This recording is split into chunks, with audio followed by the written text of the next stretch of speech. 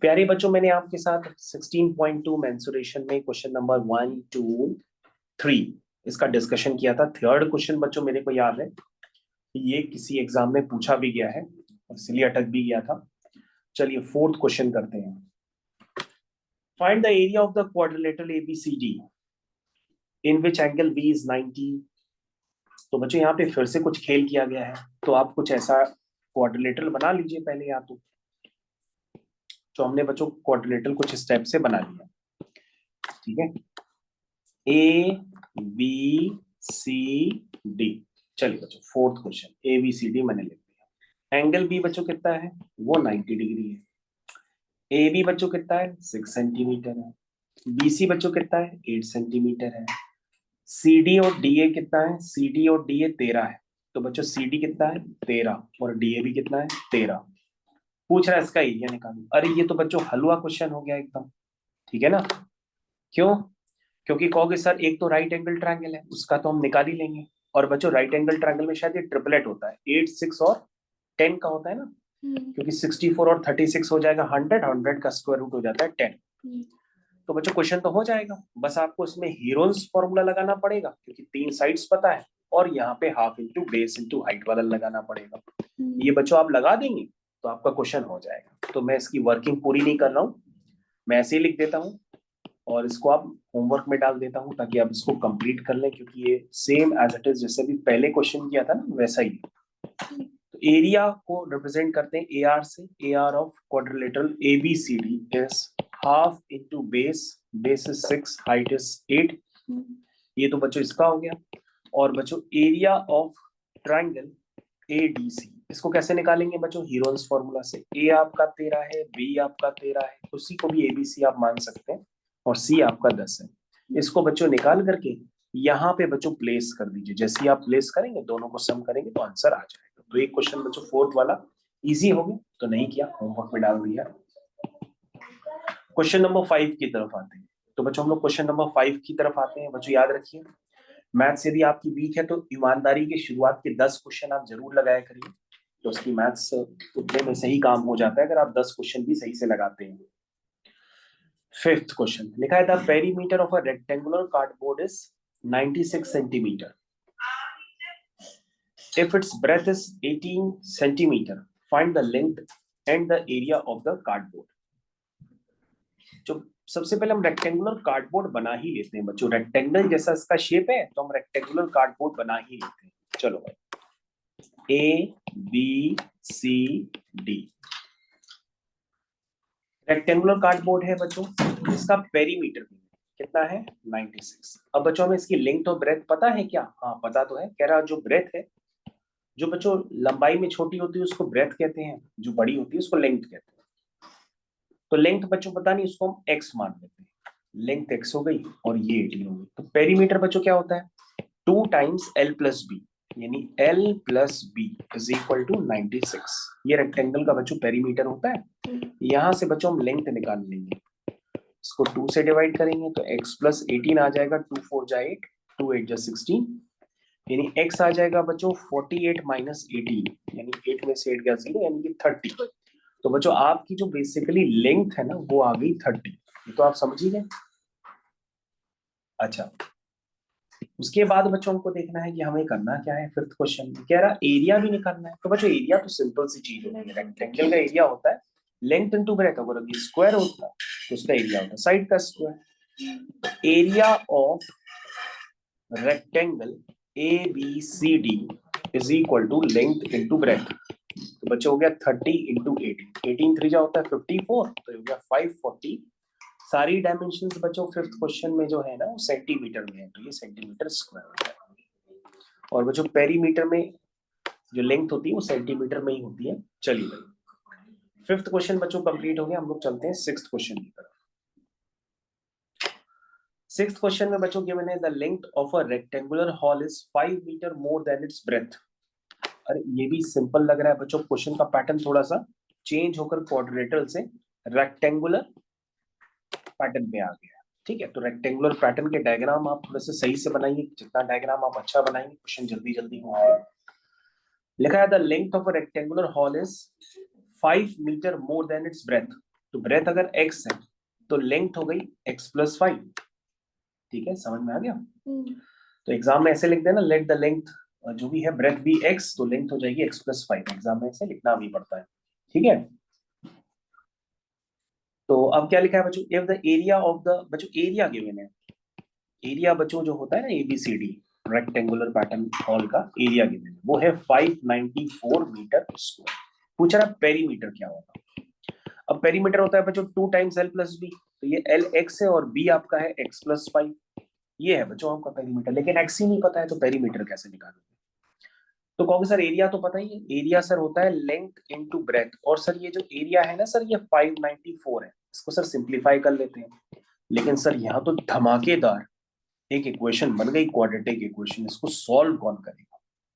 हमने कहा बेटा 594 की या तो फैक्टर करो, और यदि फैक्टर करके 5 नहीं ला पा रहे हो तो फिर तुम्हारे पास एक ही तरीका बनता है, पंडित श्री धराचार्य जी का क्वाड्रेटिक फॉर्मूला लगाना पड़ेगा, जो मैंने कल आपको लगवाया भी था।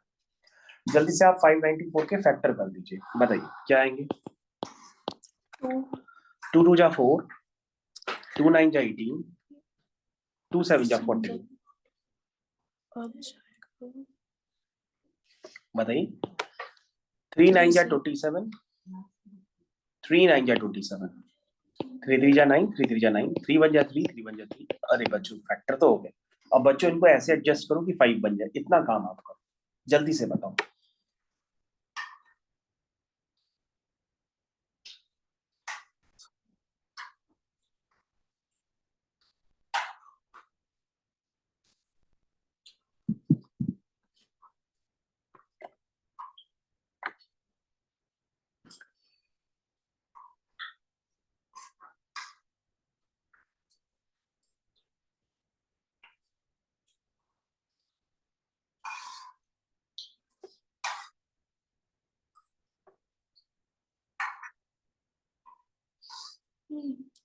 -22 27 और 22 ओके बच्चों, यहाँ से ये 27 ले लो और ये 22 ले लो। हाँ बच्चों 5 बन तो रहा है, देखते हैं x²। 27 और 22, हाँ बिल्कुल बच्चों आपने बताया तो सही है, सही लग रहा है, बिल्कुल सही है। तो बच्चों इसके हम फैक्टर करना स्टार्ट कर रहे हैं। यहाँ पे 22 कॉमन मिल गया, x+27 आ गया इक्वल टू 0। तो बच्चे हो गया x - 22 x+27 is equal to 0। तो प्यारे बच्चों यहाँ से x की वैल्यू आ जाएगी 22, ये आ गई बच्चों, x की वैल्यू 22 आ गई, इसका मतलब x तो आ गया, यानी कि आपकी क्या आ गई, ब्रेथ आ गई, है ना। तो बच्चों ब्रेथ आपकी कितनी है, 22, ये बच्चों आपकी ब्रेथ हो गई। ठीक, और लेंथ बच्चों कितनी है जल्दी से बताना, वो हो गई x+5, यानी कि 22 + 5 यानी कि 27, ये बच्चों आपकी लेंथ है। तो बच्चों पेरीमीटर डायरेक्ट लिख देते हैं। चलो पेरीमीटर इसका हो जाएगा बच्चों 2 टाइम्स L+B। कैलकुलेशन आप कर ही लेंगे, तो मैं कैलकुलेशन नहीं करता हूँ, इसी को इवैल्यूएट करना, यही आपका आंसर हो जाएगा। ठीक, तो प्यारे बच्चों जैसा आप जानते हैं क्वेश्चन नंबर 6 को मैंने सफलतापूर्वक आपके साथ डिस्कस किया। आगे कंटिन्यू करते हैं क्वेश्चन नंबर 7 के साथ।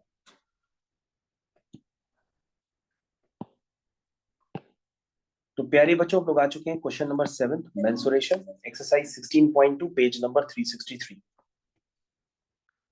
वंस अगेन बच्चों अगर कोई कंफ्यूजन है तो पेज नंबर में बार बार डाल रहा हूँ, ICSE understanding mathematics mensuration class 9। चलिए भाई, तो स्टार्ट करते हैं बच्चों हम लोग अगले क्वेश्चन के साथ, सभी लोग रेडी हो जाएं। और अगला क्वेश्चन है आपका क्वेश्चन नंबर 7। तो क्वेश्चन नंबर 7 ही करना है ना। 7th क्वेश्चन, 7th क्वेश्चन में बच्चों कुछ डायग्राम वगैरह दिया गया है और लिखा है कि दैट डायग्राम, फर्स्ट वाला कोई डायग्राम गिवन है, तो मैं इस डायग्राम को पहले बना देता हूँ वरना आप क्वेश्चन कर भी नहीं पाओगे। जितने बच्चों के पास बुक्स हैं वो डायग्राम्स को फॉलो करें, बुक्स को देखें।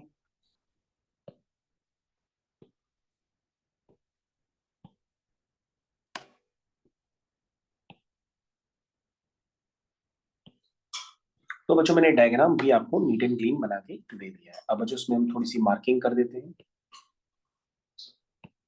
ऐसा डायग्राम कुछ बना हुआ है, ठीक बच्चों। इसकी लेंथ और ब्रेथ दी है, और ये वाली जो फिफ्थ विथ है ना बच्चों, छोटी सी विथ, ये 5 मीटर की है, ठीक है।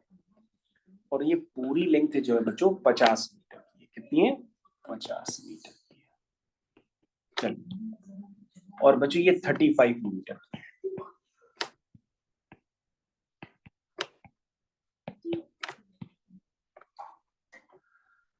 हाँ, तो प्यारे बच्चों देखो ध्यान से क्या करना है अभी। The diagram given below shows two paths drawn inside a rectangular field, 50 metre long, 35 metre wide. The width of each path is 5 metre. ठीक है, हर पाथ की जो विड्थ है वो कितनी है, 5 मीटर है। ठीक है बच्चों, तो 5 आप दर्शा दो, ये भी 5 है, ये भी 5 है, ये भी 5 है, समझ में आ रहा है ना। तो बच्चों इसमें एक देखते रहना ध्यान से। Find the area of the shaded portion. ये बच्चों शेडेड पोर्शन का एरिया पूछ रहा है। तो तुम कहोगे सर शेडेड पोर्शन का एरिया आ जाएगा, हमने कहा कैसे आ जाएगा। तुम कहोगे आ जाएगा, हमने कहा कैसे आ जाएगा। तुमने कहा आ जाएगा, मैं कैसे आ जाएगा। तुम कहोगे बताएं सर कैलकुलेशन, हमने कहा हाँ बताओ। सर पहले इस वाले रेक्टेंगल का पहले हम निकाल लेते हैं। हमने कैसे निकालोगे, कहोगे सर देखो ना ब्रेथ पता है 5 है, देखो ना ब्रेथ कितनी है 5 है, और ये लेंथ कितनी है 50। ये बच्चों 50 है। तो 50 इंटू 5 करोगे तो बच्चों ये वाला एरिया आ जाएगा जिसमें मैं आपको ब्लू शेड करके दे रहा हूँ। क्या ये बात समझ में आई। उसके बाद कहोगे सर ये वाला भी तो एक रेक्टेंगल है, इसका भी एरिया निकाल। हमने कहा निकाल लो। हमने कहा ये लेंथ कितनी है, कहोगे 35। ये ब्रेथ कितनी है, कहोगे 5। सर 35 इंटू 5 करेंगे तो ये एरिया आ जाएगा। तुम कहोगे सर ये जब एरिया आपने निकाला और जब ये वाला एरिया आपने निकाला फिर ये वाला एरिया निकाला, तो सर बीच वाला एरिया 2 बार आ गया। तो बीच वाला एरिया 2 बार आ गया तो हम उसको क्या करेंगे, इस वाले एरिया को माइनस कर देंगे 1 बार। तो बच्चों ये कितनी है 5, ये भी कितनी है 5, ये भी कितनी है 5। तो ये बच्चों स्क्वायर का एरिया हो जाएगा साइड का। तो बच्चों आपको शेडेड एरिया निकालना है तो पहले आप इस रेक्टेंगल का एरिया निकालिए, समझ में आया। फिर आप इस रेक्टेंगल का एरिया निकालिए, फिर उसमें से ये वाला रेक्टेंगल जो बीचों बीच है इसको माइनस कर दीजिए, तो आपका आंसर आ जाएगा। मेरे ख्याल से आप समझ गए होंगे। इसको हम परफॉर्म करते हैं। तो area of shaded region is equal to, हाँ सबसे पहले बच्चों जितनी बात बताई उसको लिखते हैं। दिस इज 50 इंटू 5 करेंगे प्लस 35 इंटू 5 करेंगे और फिर बीच वाला एरिया इनकी 5 इंटू 5 माइनस कर देंगे। इतना काम बच्चों आप कर लीजिएगा, आपका डायरेक्टली शेडेड एरिया आ जाएगा मीटर स्क्वायर। तो बच्चों क्वेश्चन नंबर 7 मैंने एक ही बार में आपका खत्म कर दिया। दिस इज क्वेश्चन नंबर 7 का हमने ए पार्ट किया। अब बच्चों क्वेश्चन नंबर 7 का हम लोग बी पार्ट करने वाले हैं। बी पार्ट पे आपको ध्यान देना पड़ेगा बहुत ही ढंग से। तो बच्चों बी पार्ट का पहले हमने डायग्राम क्रिएट कर लिया सही ढंग से। अब मैं इसमें वर्किंग करता हूँ। कुछ ऐसे डायग्राम्स बनाए हैं इसमें थोड़े से अजीब तरह से। एक बॉक्स यहाँ पर है, एक बॉक्स बच्चों यहाँ पर कुछ बनाया गया है, फिर एक बॉक्स बच्चों यहाँ पर कुछ बनाया गया, फिर एक बॉक्स यहाँ पर कुछ बनाया गया। ठीक है, तो बच्चों ये हो गई आपकी 8। ये वैल्यू कितनी हो गई आपकी 8। ठीक है, ये वैल्यू हो गई बच्चों आपकी 1। ठीक है, 2 है। 2 है बच्चों, तो चलिए 2 लिख देते हैं इसको। बताइए, ये हो गई 2। और नीचे वैल्यू भी 2 ये भी है। बच्चों वैल्यू 2 है आपकी। ठीक है, ये भी बच्चों 2 है और ये भी बच्चों 2 है। ठीक है, ये सभी बच्चों 2 ही 2 है। 2 ही 2, 2 ही 2 जगदन। कुछ एक बच्चे ऐसे बीच में भी कुछ बनाया दिया गया है, उसमें भी 2 2 लिखा हुआ है, यानी कि लेंथ भी 2 है और ब्रेथ भी 2, यानी कि स्क्वायर बनाए गए छोटे छोटे 5 स्क्वायर। ओके बच्चों, तो इसको कंटिन्यू करेंगे हम लोग बहुत ही जल्दी। और ये भी बता देते हैं कि जो सबसे बड़ा है उसकी जो ब्रेथ है, अभी आपने आवाज सुनी कि 6। अच्छा क्या पूछ रहा है बच्चों, इसमें पूछ रहा है एरिया ऑफ शेडेड पोर्शन। कहोगे सब तो बाएं हाथ का काम है सर, शेडेड एरिया का तो हम तुरंत निकाल लेंगे। हमें कैसे निकालोगे, कहोगे सर ये पूरा एरिया निकाल लीजिए और पूरे एरिया में से 5 स्क्वायर का एरिया माइनस कर दीजिए, आंसर आ जाएगा। तो हमने कहा पूरा एरिया कितना है, कहोगे सर लेंथ इंटू ब्रेथ। लिख लीजिए sir, area of shaded region. Shaded region जिन बच्चों के पास बुक नहीं है तो उनको नहीं नजर आ रहा होगा, तो मैं इनके लिए डायग्राम अलग से बना देता हूँ। ये बच्चों शेडेड एरिया है। ठीक है, इसी को ही हमें निकालना है, जो अभी मैं आपके सामने बना रहा हूँ ब्लू कलर का। यही बच्चों शेडेड एरिया, यही आपको निकालना है। तो बच्चों उसको निकालने के लिए क्या करेंगे, आप पूरा एरिया लिखेंगे, वो हो जाएगा 8 इंटू 6, और सीधा सीधा दे रहा है कि उसके अंदर 5 स्क्वायर बने, तो एक स्क्वायर का एरिया क्या होगा, साइड का स्क्वायर, यानी कि 2 का स्क्वायर। 5 का क्या होगा, 5 इंटू 2 स्क्वायर, है ना। तो ये बच्चों आप माइनस कर दीजिएगा इसमें से, तो आपके पास ये एरिया आ जाएगा क्वेश्चन नंबर 7 का बी पार्ट। सारी डायमेंशंस बच्चों यहाँ पर सेंटीमीटर में दिए, तो एरिया भी सेंटीमीटर स्क्वायर में आएगा। तो क्वेश्चन नंबर 7 बच्चों मैंने सफलतापूर्वक आपके साथ कर दिया है। 28 आ रहा। ठीक है, कैलकुलेशन बच्चों आप करिएगा। उसके बाद है rectangular plot 20 metre long and 14 metre wide is to be covered. Okay बच्चों, यहाँ तक क्वेश्चन अभी कंप्लीट कर लेते हैं। पहले इतने क्वेश्चन आप करिए, क्योंकि इतने ही क्वेश्चंस करके आप आगे अगर कंटिन्यू करेंगे तो आपके क्वेश्चंस और भी जल्दी जल्दी हो जाएंगे। तो अभी मान के चल रहे हैं कि मैंने आपके साथ कितने क्वेश्चंस डिस्कस किए एक्सरसाइज 16.2 में, लगभग 7 क्वेश्चन डिस्कस किए, और वो 7 क्वेश्चन लगभग 10 क्वेश्चन के बराबर थे। चलिए, क्योंकि इनके सब पार्ट भी गिवन थे, तो बच्चों मैंने 7 क्वेश्चन आपके साथ सफलतापूर्वक अभी किए भी हैं, ठीक है ना। और ये कुछ क्वेश्चंस कुछ बच्चों ने पूछे भी थे। क्वेश्चन नंबर है 29, और ये पेज 365 पे था। ठीक है, आप इसको बाद में भले कर लीजिएगा, पहले बच्चों इतने क्वेश्चंस करिए, क्योंकि अगर आपको लग रहा है मैथ्स में घबराहट है, तो इसी लेक्चर को आपको दोबारा फिर से देखना पड़ेगा, कंप्लीट करना पड़ेगा। क्वेश्चंस आप मन से करेंगे तो यहाँ से क्वेश्चंस आते भी हैं और इजी होते हैं, बस आपको कैलकुलेशन सही से परफॉर्म करना होता है और वर्किंग करनी होती है। ठीक, चलिए भाई, थैंक यू।